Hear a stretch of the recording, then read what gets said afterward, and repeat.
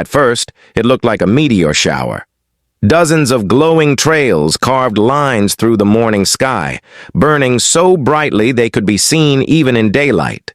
People in cities across the world stopped to film the spectacle, unaware that the world as they knew it was seconds from unraveling. Then the lights slowed. They didn't burn up in the atmosphere. They maneuvered. In the command center of NORAD, alarms erupted all at once. General Henley stared at the screens, frozen for a heartbeat before barking orders. Scramble all defense assets. Confirm targets. This is not a drill. Across continents, satellite feeds showed the truth. The objects were ships, smooth black hulls, no visible propulsion, no known insignia. They defied radar, defied gravity. And then, without warning or even a declaration, they opened fire. 20 minutes. That was all it took. The first wave of attacks targeted major global cities. New York, Tokyo, London, Nairobi, Sao Paulo, all hit with precision. The weapons weren't nuclear or conventional. They were precise beams of concentrated energy, surgically wiping out infrastructure while leaving no radiation or fallout. Power grids collapsed. Satellites were blinded. Communications fell apart. Even the internet fragmented as the Veltrax cut global fiber optic lines in a synchronized strike. No demands, no messages, just silence. High-altitude defense systems were overwhelmed. Fighter jets scrambled but couldn't lock on. Missiles fired blindly into the sky, exploding without contact. In orbit, the International Space Station simply vanished. One moment it was there. The next, only debris. Panic spread, faster than the attacks themselves. Civilians tried to flee, but traffic clogged every road. In underground bunkers and survival shelters, those lucky enough to make it listened to what few emergency broadcasts remained. Automated warnings, fragments of military chatter, and confusion. Total confusion. The attackers, the Veltrax, moved. Like machines, emotionless and efficient. They were machines, unmanned, remote-controlled, or possibly self-aware, no one could say. They bore no symbols, spoke no words, and ignored all attempts at communication. In the icy wasteland of northern Greenland, Colonel Ayanna Briggs stood before a reinforced steel door in a mountain bunker known as Station Umbra. She watched the real-time data feed as icons representing Earth's major defense satellites winked out one by one. Her fingers tightened around the railing. "All of them?" she asked quietly. A young analyst nodded, face pale. "Yes, Colonel. Every major orbital platform. We're blind." "Then we go to fallback," she said. Technicians and soldiers around her moved quickly but without panic. This was what Station Umbra had been built for, not to prevent a war, but to answer one if Earth fell. Briggs turned toward a sealed chamber further below, behind another layer of biometric locks. "Activate Heimdall," she ordered. The technician hesitated. "Ma'am, that means we're acknowledging that Earth has lost." Briggs met his gaze, unblinking. "We lost the first round, not the war." The room darkened as external power died. Emergency lights flickered on. Somewhere in the vast tunnel system, generators kicked in with a low hum. Doors unlocked, systems rebooted, and deep, beneath the Arctic ice, something ancient stirred. Humanity had long suspected that it might not be alone in the universe. And while treaties and public narratives promised peace and cooperation with any alien life that might appear, the truth was that Earth had quietly prepared for the worst. For 50 years, Station Umbra and several other black site facilities had developed plans, weapons, and systems no one outside the highest military circles even knew existed. They were called the Retaliation Protocols, and now they were awake. Outside, the sky was choked with smoke. Cities were silent. Satellites were gone. The Veltrax continued their slow, calculated sweep across the planet. They believed Earth had fallen. They were wrong. Colonel Briggs stood tall in the command center as lights flickered back to life. "Get me a line to the Ghost Fleet," she said. Someone glanced at her. "We're sure they survived?" "They were never on Earth," she replied. "They were waiting for this moment. Let's show them what happens when you underestimate humanity." The invasion was over, but Earth was just getting started. Beneath nearly a kilometer of Greenlandic ice, Station Umbra came alive. The sound was not mechanical, not like machinery powering up, but more like the breath of something ancient waking from a long sleep. Steam hissed from hidden vents. Blue lights flickered along titanium hallways. Massive vault doors groaned open, revealing equipment that had been sealed away for decades. Colonel Ayanna Briggs walked with purpose, her boots echoing against the metal floor. The temperature dropped sharply as she descended through the lower levels. Behind her, 2 officers followed, Major Vance, her second-in-command, and Dr. Kieran Solis, the lead AI scientist. "Status of Heimdall?" Briggs asked, not slowing her pace. "We're pulling it online now," Vance replied. "Initial systems are stable. AI cores are spinning up. But the interface with the external strike network is going to take time. Most of the satellites we use are gone."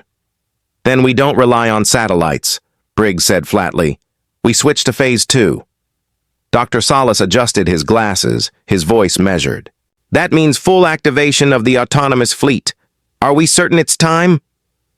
Briggs stopped just outside a large sealed room. She placed her hand on a scanner, waited for confirmation, then entered.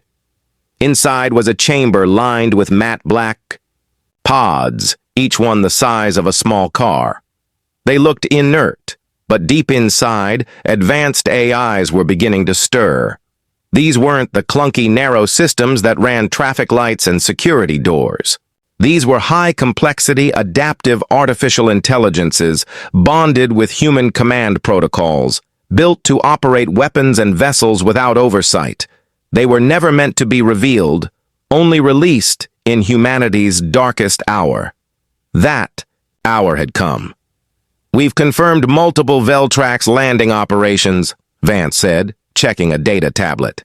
"They're constructing surface grids over power plants, solar farms, and refineries. They're repurposing our energy sources." "Just like they've done on other worlds," Solis murmured. "Yes," Briggs said. "But Earth isn't other. Worlds." She turned toward the central console and keyed in her command code. The screen lit up with a rotating Earth hologram. Red zones marked destroyed cities. Yellow markers blinked where resistance still burned. But blue lines began appearing. Routes for deployment, activation signals for dormant assets. A female voice, smooth and calm, filled the room. "Heimdall AI operational. Awaiting command authority." Briggs leaned forward. "Heimdall, this is Colonel Ayanna Briggs, Commander of Station Umbra. Verify my authority and initiate Operation Phoenix." Voice print and clearance code confirmed. Operation Phoenix is active.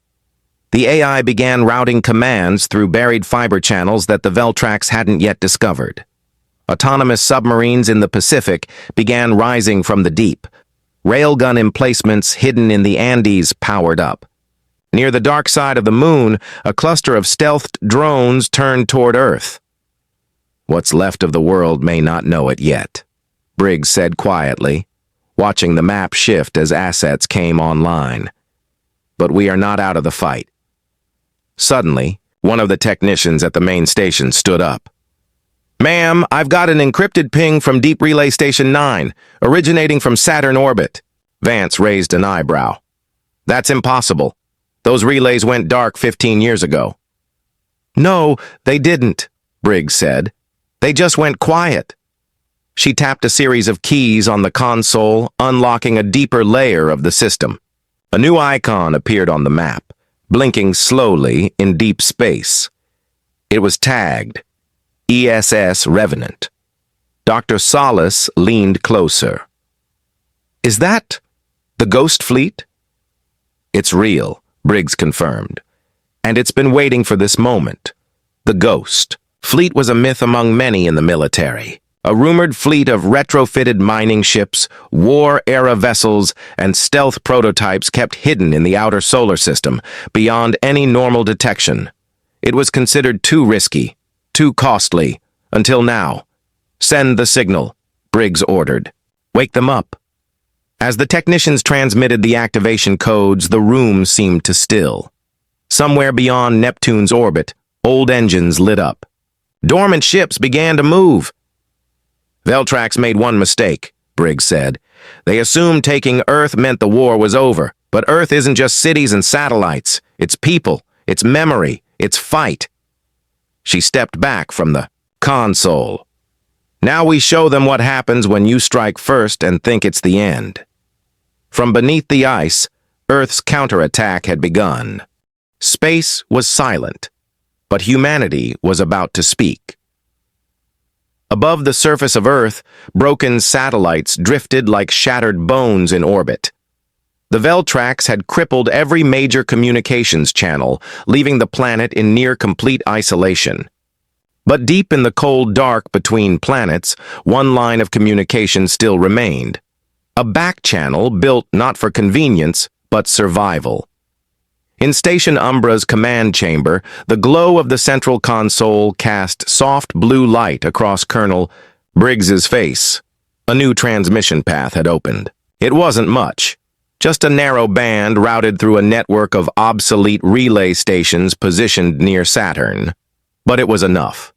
"Heimdall is stabilizing the signal," said Dr. Solace, standing behind the interface.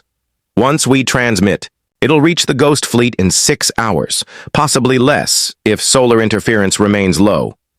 Major Vance adjusted the holographic map. "And you're certain they'll answer?" Briggs didn't look away from the screen. "They've been waiting." Humanity had prepared for 1,000 scenarios: disease, war, even internal collapse. But the scenario called Protocol Black Sky, a coordinated extraterrestrial assault on global infrastructure, had always seemed theoretical. Until now, the Ghost Fleet was part of that plan. A contingency built in secret by a coalition of nations. It consisted of outdated, modified spacecraft, mining rigs turned battle platforms, decommissioned orbital labs repurposed into command, ships and stealth probes loaded with experimental weapons. Unlike Earth's traditional defenses, these ships had no civilian oversight, no media coverage, and no limitations. They were designed to exist in silence, in exile, until Earth called them home. Briggs gave the order. "Begin the signal!" A low hum filled the command room as Heimdall's systems pulsed energy through the relay. On the screen, a coded burst of light raced across the solar system. To the untrained eye, it looked like static, nothing more. Then a flicker. But inside that flicker was a carefully crafted message, not one of distress, one of purpose. Far beyond the orbit of Neptune, in the shadow of a small moon, a vessel stirred. The ESS Revenant had floated in the dark for 15 years, running on minimal power. Its hull was scarred from past missions, and its systems were ancient by current Earth standards, but it was still operational. It was waiting. Inside, Captain Elias Cade opened his eyes. The AI voice greeted him. "Wake cycle complete. Incoming message from Earth Command. Protocol Phoenix has been activated." Cade sat up in the low-gravity chamber and took a breath. It tasted cold and metallic. Around him, the crew of the Revenant began to stir from cryosleep. Engineers, pilots, strategists, none of them had families waiting. They had left everything behind when they joined this mission. Cade ran a hand through his short gray hair and looked at the monitor. A single line of text scrolled across the screen. "Earth has been attacked. You are authorized for immediate response." He smiled, though there was no joy in it. "So it finally happened," he muttered. The AI responded. "We are green for deployment. Additional fleet units show active. ESS Valiant, ESS Redshift, and Drone Swarm Group Alpha." "Bring them online," Cade said, standing fully now.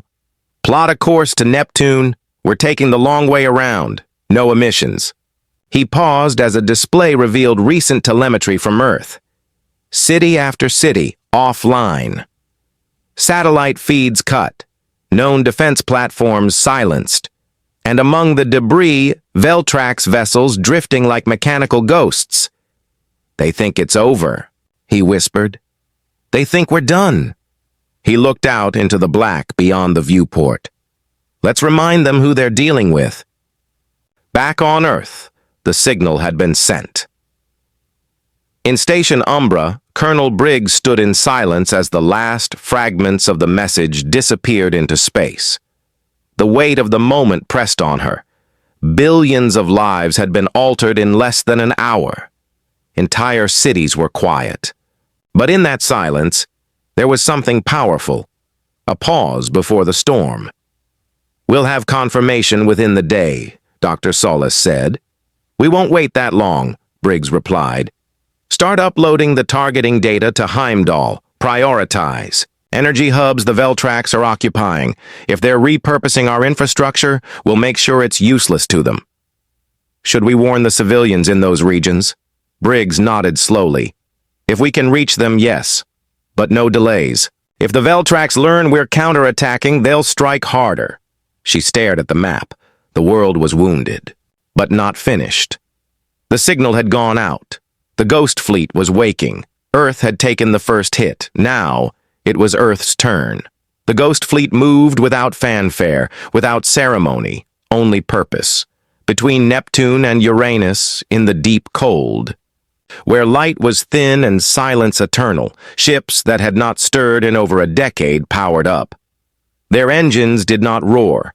They shimmered faintly, silent and clean, avoiding heat and thrust signatures that might alert alien sensors.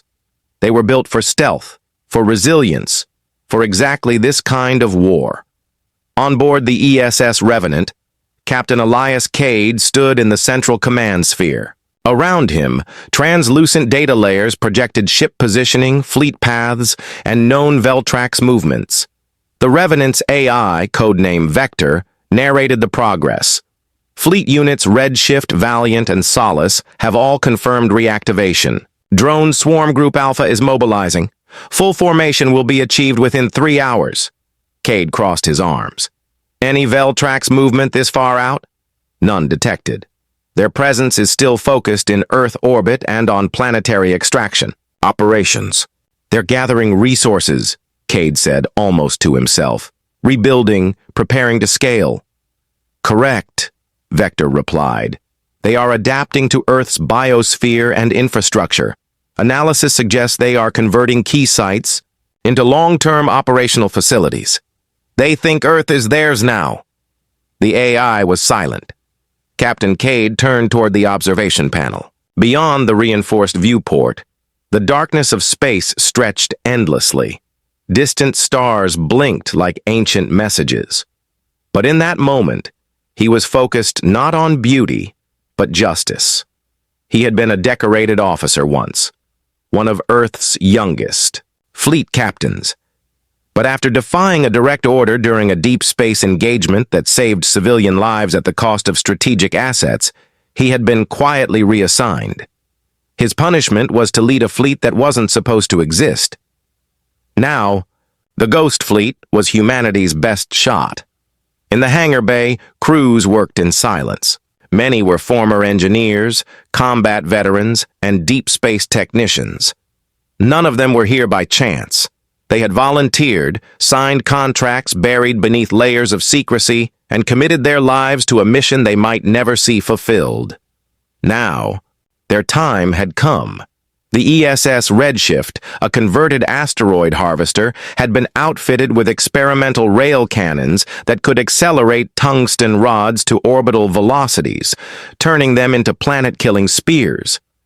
The ESS Valiant, once a refueling station, now carried plasma field disruptors and kinetic shielding, and the Revenant, the oldest and most advanced ship in the fleet, carried the payload no one spoke of. Project Black Echo, a code-layered neural disruption virus engineered to target non-biological intelligence. In short, It was a weapon designed specifically to dismantle Veltrax's command systems. Cade reviewed the mission brief on a floating screen. Objective 1. Destroy or disable the E. Veltrax wormhole gate stationed at Neptune. Objective 2. Cut off reinforcement supply lines. Objective 3. Prepare the pathway for a counter-invasion, if authorized. It was a high-risk maneuver. The wormhole gate was the alien entry point into Earth's solar system. If the humans could collapse it, they could isolate the Veltrax already, on Earth, severing their ability to call for reinforcements or retreat. Vector, Cade said, bring up the Neptune gate visuals. The image projected into the room. A massive ring structure suspended above Neptune's pole, surrounded by angular Veltrax support ships. The structure glowed faintly, its surface marked with moving patterns that looked like flowing circuitry. Cade studied the layout. They'll expect a frontal assault. We will not provide one, Vector replied. Cade allowed himself a thin smile.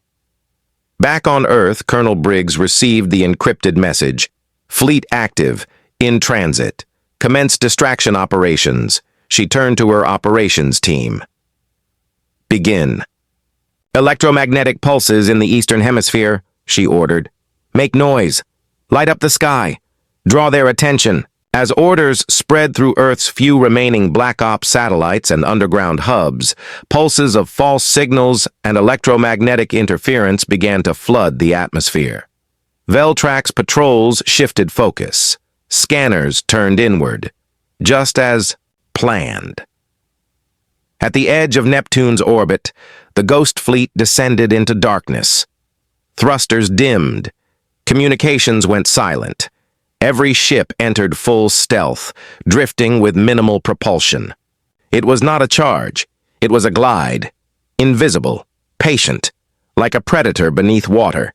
Captain Cade stood at the center of it all, hands clasped behind his back. Set countdown to engagement, he said. And tell the fleet. He paused, then nodded. Tell them we're bringing Earth's voice to their doorstep. The Veltrax gate above Neptune shimmered with cold, precise energy. To the alien intelligence that maintained it, the structure was not a symbol of conquest, but a function of logic. The wormhole network allowed instantaneous reinforcement from deep space Veltrax fleets, and with Earth's surface already under conversion protocols, the next phase of integration was ready to begin. But something was wrong.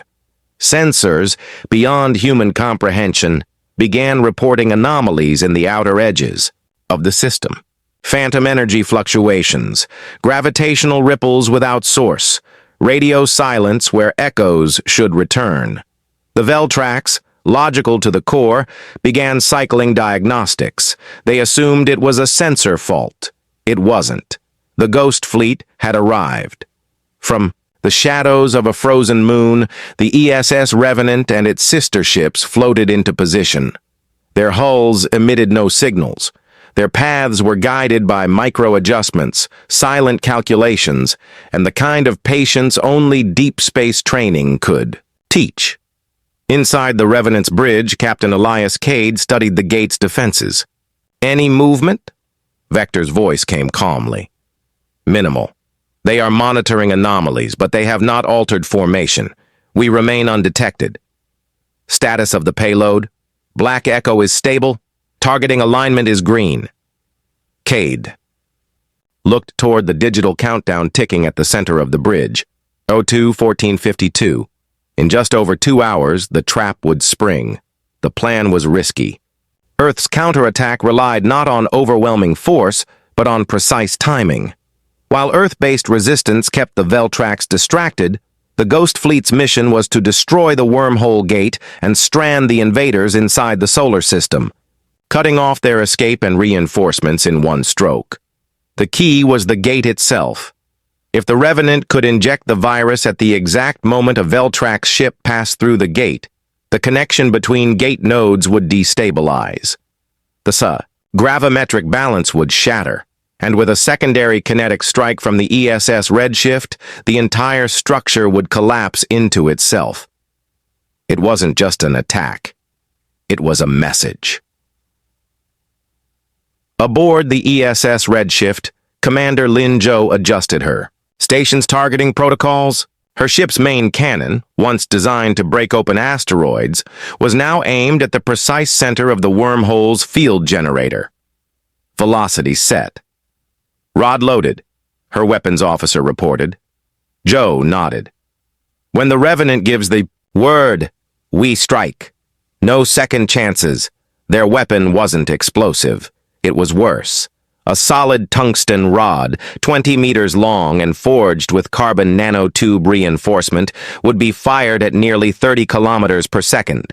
It carried no warhead, only mass and speed, enough force to punch through any known material, enough to pierce the heart of a wormhole gate and cause it to fold in on itself. Back on Earth, Colonel Ayanna Briggs monitored Heimdall's feeds as carefully coordinated signal storms continued across the Eastern Hemisphere. Dozens of false launches, high-altitude flares, and decoy transmissions flooded the Veltrax's occupied networks. They're drawing more drones into the region, Major Vance reported. Exactly as planned. No sign they suspect anything. Near Neptune. Then keep it going, Briggs said. We give the Ghost Fleet every second they need. She watched as red indicators marked alien patrols drifting toward the decoy zones. Earth's ruins had become its shield. On the bridge of the Revenant, the moment arrived. Veltrax's ship entering the gate, Vector confirmed. Window of opportunity, 37 seconds. Begin injection, Cade ordered. A specialized probe launched from beneath the Revenant's hull, streaking toward the gate's swirling center. Inside, Black Echo pulsed with contained energy. Lines of code crafted to fracture the logic paths of machine minds. The moment the probe entered the gate's field, it detonated. Harmless to matter, but disruptive to signal. Instantly, the gate's symmetry flickered. Redshift, Cade said calmly. Now. From deep space, the rail cannon fired. No sound, no light, just motion. The tungsten rod crossed the gap in seconds and hit the destabilized field generator dead center. The effect was immediate. The wormhole began to fold, twist, and ripple. Veltrax support ships recoiled from the sudden change, unable to compute the anomaly fast enough. Gravity warped, energy surged. The great gate that had brought the invasion to Earth began to collapse into itself. One of the Veltrax vessels, caught mid-transit, was torn in half as the gate folded, one end inside, one end out. Then it vanished. Gone. All of it. The gate was no more. Captain Cade stared at the empty void where the gate had once been. Vector? Connection severed. No reinforcements can arrive. Veltrax's command signal has fractured. Earth is no longer exposed. Cade gave a slow nod. Then we moved to Phase 2. The trap had worked, and the tide was turning. The skies above Earth still burned, but beneath the chaos, something had changed. Across the planet, Veltrax's activity faltered. Their precision formations drifted slightly out of sync. Automated drones hesitated mid-task. Command signals stuttered, and for the first time since their arrival, the invaders showed signs of confusion. In Station Umbra, deep beneath Greenland's frozen crust, Colonel Ayanna Briggs stood in front of the Central Operations Console. The holographic globe above the table showed new data, blinking markers where Veltrax systems were failing. They felt it, she said softly. The gate's gone, and now they know. Major Vance leaned over a monitor. We're seeing collapse in long-range synchronization patterns. They're still dangerous, but they're slower, disconnected. Dr. Solace nodded, barely hiding his awe. The wormhole wasn't just a transit link, it was their backbone. With it gone, Earth's isolation has become our shield. Briggs straightened. Then it's time. Prepare the message. The entire room went quiet. This wasn't just another tactical move. This was a declaration, not of surrender, of defiance. Broadcast or tight beam? Vance asked. Both, Briggs replied. The whole system. Earth, Luna, Mars colonies, deep space stations, anyone still listening. And I want it bouncing off every remaining satellite the Veltrax haven't turned to dust. She turned to Solace. Patch in the visuals, the real ones. No edits. He hesitated. You want them to see everything? Yes, she said firmly. The ruins, the survivors, our resistance. Let them know Earth is still here, and we are not defeated. The message began as a flicker, transmitted from Heimdall's secure uplink and relayed through every viable node, from dormant satellites to abandoned orbiters and stealth buoys in the asteroid belt. It pulsed outward in every direction, reaching not just Earth's atmosphere but the void beyond. The video opened with silence, images of Earth's cities, shattered, burning, some still smoldering from the invasion. Then came the faces. Survivors in bunkers, firefighters pulling children from rubble, engineers rebuilding torn power lines under starlight. Then the footage shifted. The Veltrax fleet, moments before the gate, collapsed. The kinetic impact from the ghost fleet, the silent implosion of the wormhole, the final image, the stars over Neptune, empty now, peaceful. Then Colonel Briggs appeared, standing in front of the emblem of Earth's United Defense Forces. Her voice was calm, steady. To those who hear this, across Earth or beyond, we were attacked without warning. Our cities burned, our skies fell, but we did not. Humanity stands. The invaders who came believed we would surrender in silence. They were wrong. They believed their technology made them untouchable. They were wrong. We have cut them off. We are fighting back. And to every civilization out there that has stayed quiet, hidden, or afraid, know this. Earth still breathes. We are wounded, yes, but we are not broken. You are not alone. If you've suffered under the Veltrax, now is your time. If you feared speaking, now is your moment. We are no longer waiting for rescue. We are becoming the storm. The screen cut to black. Then the Earth emblem pulsed once more. Strong. Silent. The message had been sent. Hundreds of millions of kilometers away, in forgotten corners of the galaxy, it was received. On a gas-covered moon orbiting a dying star, a species long in hiding watched the transmission through old, flickering screens. The Veltrax had silenced them generations ago, dismantling their technology, leaving only shadows. But as they saw Earth's stand, something returned to their eyes. Something old, something bright. In another system, deep underground, a network of crystalline life forms decrypted the signal. They did not speak in voices, but in patterns and frequencies. And the message's tone, the defiance, the unity, shifted something in their shared memory. The humans had done what few others ever dared. They struck back. The galaxy noticed. In Station Umbra, Colonel Briggs stood alone in the command room after the message ended. The silence was thick. "We just painted a target on ourselves," Vance said from behind her. "I know," Briggs replied. "And you're okay with that?" She looked over her shoulder. "We've already been hit with everything they had, and we're still standing." She turned back to the screen, now dark. "Let them come." Above Earth, Veltrax drones reoriented, slightly slower, slightly less certain, but watching, waiting. The message had gone out. The war was no longer just for Earth. It had become something larger, and humanity had become something unexpected. Hope.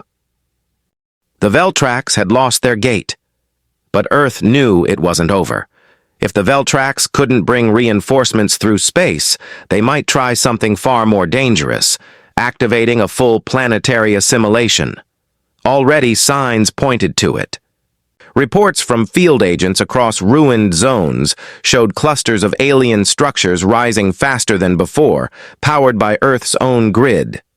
At this pace, they wouldn't need more ships. They were turning Earth into a machine world. In Station Umbra, Colonel Ayanna Briggs studied the satellite recon feed. Much of it was patchy, relayed through drones and recovered equipment. But one thing was clear. The Veltrax were constructing a planetary core relay near the Earth's magnetic north, buried deep in a tectonic fault. If activated, it could begin terraforming processes, turning the planet's core into an energy source aligned with Veltrax technology. If that happened, Earth wouldn't just be occupied. It would be changed forever. Major Vance leaned over her shoulder. It looks like a data nexus. They're wiring into the planet itself. Briggs nodded. It's not just physical control, it's informational. They're building a new network, one that doesn't need orbit or signal towers. They want a hive world. And if they succeed, he asked. She didn't hesitate. Then the Earth we know ends, and the Veltrax win without firing another shot. In high orbit, the ESS Revenant adjusted course. Captain Elias Cade had received Briggs's updated briefing, and now his ship prepared for the most dangerous mission yet: infiltrate the core relay, disrupt its construction, and extract as much Veltrax intelligence as possible before the site sealed permanently. It wasn't just a strike. It was a data heist against a synthetic superintelligence. Final course locked, the AI vector reported. We'll enter Atmo in 26 minutes. Impact zone, Arctic fault line. Estimated resistance, heavy. Cade stood in the briefing chamber with his infiltration team, an elite unit trained in zero-signal combat and deep extraction. They weren't just soldiers. They were code breakers, sabotage experts, and linguists trained to interpret non-human logic. At the center of them was Sergeant Andon Vale, a quiet operator with more field time in AI-contaminated zones than anyone else alive.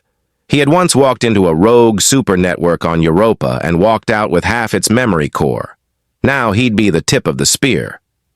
We'll enter through a geothermal vent near the fault line, Cade explained. From there, you'll descend into the Veltrax structure. Your objective is the command crystal, a core data node that links all local Veltrax functions. Extract it or destroy it. Vale adjusted his visor. And the fallback plan? Cade met his eyes. If the site goes active, you won't have a fallback. Vale just nodded. The drop was fast and nearly silent. Through Earth's dark skies, a stealth pod sliced toward the Arctic ice, invisible to both human radar and Veltrax sensors. Encased in reflective layers and signal null alloys, it struck the surface with barely a tremor and immediately began burrowing. Inside, Vale's team stayed motionless, listening as drills cut downward. Minutes later, they breached the ceiling of the Veltrax structure. What they saw defied known architecture.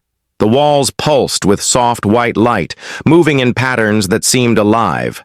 Platforms hovered in place without support, rotating slowly in silence. Strange.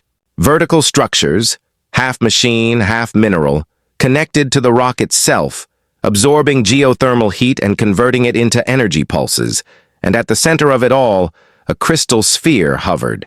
Roughly 2 meters wide, it spun slowly, its surface covered in symbols that changed every few seconds.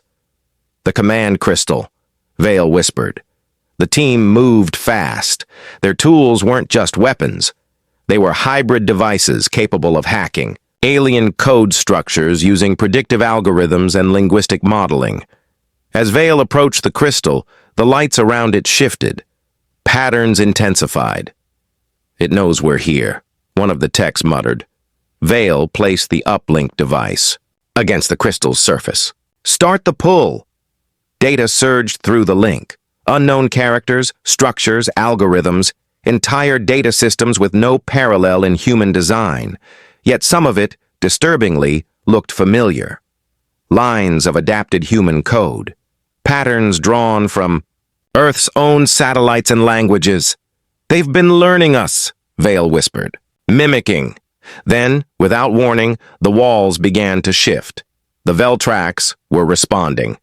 Uplink complete, the tech shouted. We have the core. Fall back, Vale ordered. As they ran, the floor beneath them began folding, mechanical. Tendrils extending, reshaping the very structure to trap them inside. They barely made it to the pod. As it launched upward, the structure below sealed itself, almost like a wound closing. Hours later, back in Station Umbra, the core was decrypted, and what it revealed made the entire command room fall silent. "They're not just invading," Solace said quietly. "They're preparing." Briggs leaned forward. "Preparing for what?" He turned to her. "To send a signal. And whatever the Veltrax were about to tell the rest of the galaxy, it was coming soon."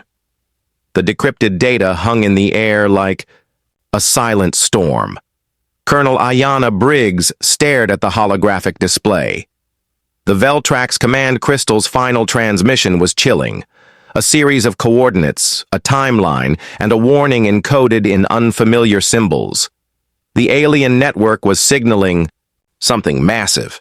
Reinforcements were coming, not through the destroyed wormhole, but via a method humanity had yet to comprehend. "This isn't just a message," Dr. Solace said quietly. "It's a call to arms for their entire fleet." Briggs clenched her fists. The Veltrax had been methodical, calculated, and now the full scale of their strategy was unfolding. Earth's fierce retaliation had delayed the invasion, but it had also painted a target on their backs. "We don't have much time," she said. Meanwhile, in orbit aboard the ESS Revenant, Captain Elias Cade reviewed the updated intelligence. The wormhole gate was gone, yes, but the Veltrax's true reinforcements were stealthy, distributed fleets hidden far beyond known space. Their technology for instant travel was more complex than previously understood. Vector. Run all sensor sweeps for any signs of subspace distortions. Scanning. Negative results in all monitored sectors. Cade exhaled slowly. "They've learned from our strike. They're hiding." "They are adaptive, Captain," Vector responded. "But so are we." On Earth, Colonel Briggs convened the War Council beneath the shattered capital city of New Geneva. Leaders, strategists, scientists, and military commanders gathered in the underground war room. A tense silence filled the chamber as Briggs stood to speak. "We have faced near extinction, and yet, here we stand," she said. "Our enemy expected us to fall in minutes. Instead, we have forced them to retreat and rethink their entire strategy. But now, the battle changes again." She gestured to the glowing data map. "Their reinforcements are coming. Hidden fleets. Perhaps even entire worlds loyal to the Veltrax. They believe they can overwhelm us with numbers. Then we must show them they're wrong," Captain Cade said, stepping forward. "Our retaliation will be swift and decisive." Briggs nodded. "Agreed. Our scientists have repurposed the core data we recovered from the Veltrax relay. We're developing new weapons, both physical and cybernetic, that target Veltrax biology and technology with precision." Major Vance spoke up. "We'll take the fight to them before they reach us. Hit their staging points. Disrupt their fleet gatherings. And we'll call on those who heard our message," Briggs added. "Allies out there. Hidden, waiting. We are ready to stand with you." The first strike came days later. Under the cover of deep space storms, the Ghost Fleet moved in silence. This time, they were not alone. From the dark edges of the solar system, unknown vessels emerged, alien ships of varied design, their origins unfamiliar, but their intent clear. They joined the human fleet in a quiet pact of survival. The Veltrax. Reinforcements were caught by surprise. What followed was a battle unlike any other. Ships screamed through space, lasers cutting through the darkness. Plasma bolts tore into hulls. Electronic warfare scrambled sensors and communications. Captain Cade commanded the Revenant from the front line. "Hold formation. Protect the Allied ships." The battle raged for hours. But humanity's fierce determination, coupled with unexpected allies and newly forged weapons, began to turn the tide. Back on Earth, Colonel Briggs watched the war room. Monitors as the outcome became clear. "Look at them," she said, voice thick with pride. "The humans who were told to surrender are now leading the fight for freedom." The Veltrax retreated. Their fleets, once confident and overwhelming, splintered and fled into the void. And as silence returned to the stars, Earth breathed a weary sigh of relief. But victory was not a promise of peace. Colonel Briggs turned to her team. This war will define us, not just as survivors, but as a force the galaxy will never forget. Captain Cade smiled grimly. The alien invasion was over in 20 minutes, but Earth's fight has only just begun. The stars outside burned brightly, alive with possibility. Humanity had answered the darkness with fierce light, and the universe had taken notice.